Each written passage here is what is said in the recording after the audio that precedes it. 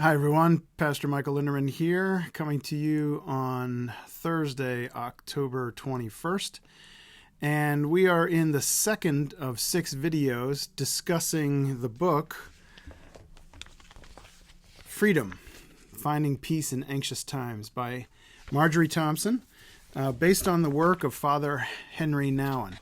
If you want to know more about this book and Father Nouwen, go back to my first video in this series, and I'd give a little bit of background on Father Henry Nouwen.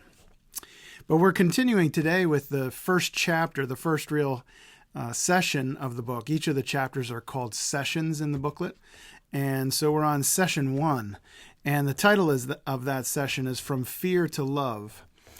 And all of the titles of the sessions describe a movement from one thing, one feeling, or one emotion, or one experience to that of another, one from a negative one to a positive one.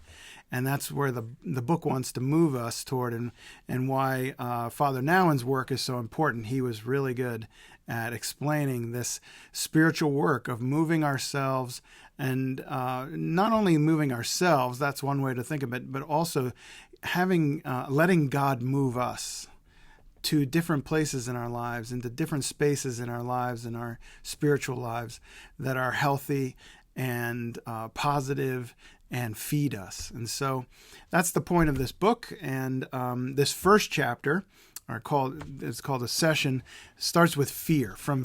Moving from fear to love. And those are the two terms he contrasts. He doesn't say hate is the opposite of love. He says fear is the opposite of love. That's Father Nouwen's insight. And the idea is that we want to unseat our fear of other people and also our fear of God, so that we can move toward freedom, true freedom, the freedom of the abundant life that Christ gives us. And that move for us is difficult if we are held back by things. And fear is one of the biggest obstacles for us in our spiritual lives. Fear is tricky. We fear many things in our lives. And most of all, we fear losing things. So we fear material loss in our lives, financial loss, the security, fearing this, losing the security of a job, a career, or our reputation, and fear of losing our health and our family and loved ones. But more than anything else, Marjorie Thompson uses Father Henry Nouwen's writings to get at the one fear that is also underestimated by us or overlooked, but is very important. That's our fear of God. Many of us don't think that we are that particularly fearful of God. And indeed, there's a big change between, let's say, the medieval period where people were living in constant fear of all kinds of things, and God was a fear that they had as well. Fear of going to hell, fear of spending eternity in the tortures of hell, fearing God's judgment, and fearing that God might be actively burdening our lives in different ways because of God's judgment on us. But we have moved beyond that in our day and age.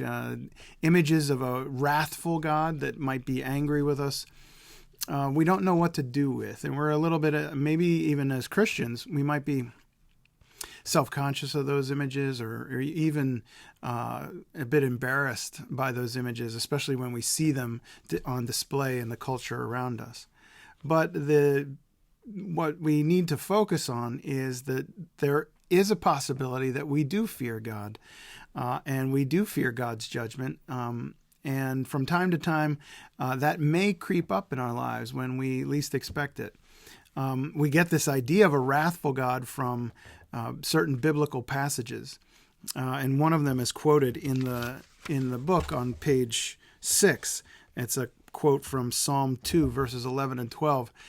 Those images of God as a wrathful God, as angry, as vengeful, are there. And we don't try to hide them in the Bible. We don't go through and edit them out. We acknowledge them, and they are a truth that we must deal with. But as Christians, we also know that the wrathful God gives way again and again to the true God who wants to be that loving parent to us. And so we have to find a way to let that happen, or really the more truthful way of saying it is allowing God to open our hearts to his loving care and concern for us. So it's not easy to get rid of those wrathful images of God, but there is a way to move beyond them, and that is focusing on the call of the gospel and Jesus' teaching about this loving God who really is for us and unconditionally loves us. One of the greatest quotes in Henry Nouwen's work about the nature of God's love is quoted on page 7. Marjorie Thompson lets the whole paragraph stand on its own and doesn't try to summarize it. Nouwen writes, "Do not, in the voice of God who is addressing us, do not run away from me, God says. Come back to me, not once, not twice, but always, again. You are my child. How can you ever doubt that I will embrace you again, hold you against my breast, kiss you, and let my hands run through your hair? I am your God, the God of mercy and compassion, the God of pardon and love, the God of tenderness and care. Please do not say that I have given up on you, that there is no way back. It is not true. I so much want to be with you and want you to be with me. Do not judge yourself. Do not condemn yourself. Do not reject yourself. Let my love touch the deepest, most hidden corners of your heart and reveal to you your own beauty, a beauty that you have lost sight of, but which will become visible to you again in the light of my mercy."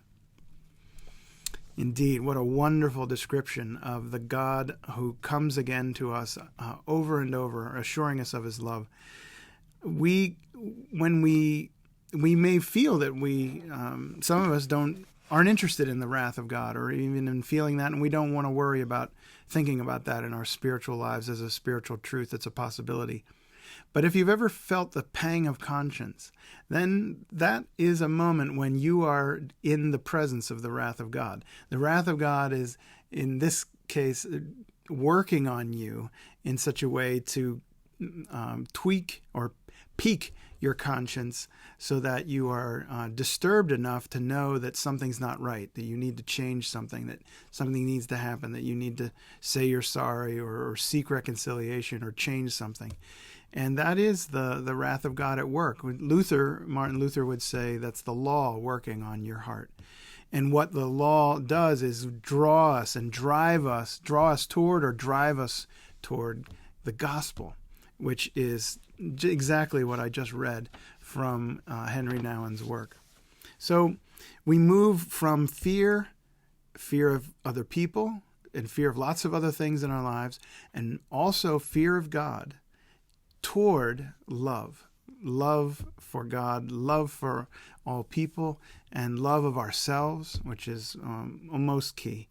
And in that movement, we discover a new freedom that is life-giving, life-affirming, and moves us out into the world to live abundantly so that we can be God's children in the world that God created. The final quote on page 8 in the book says, again, from Henry Nouwen, "You will discover that the more love you take in and hold on to, the less fearful you will become. You will speak more simply, more directly, and more freely about what is more important to you, without fear of other people's reactions." Let us take these words, meditate on this chapter, review it again and again, and let these truths sink in during our reflection on the truths of this book. And may this be a blessing to you this day. Amen.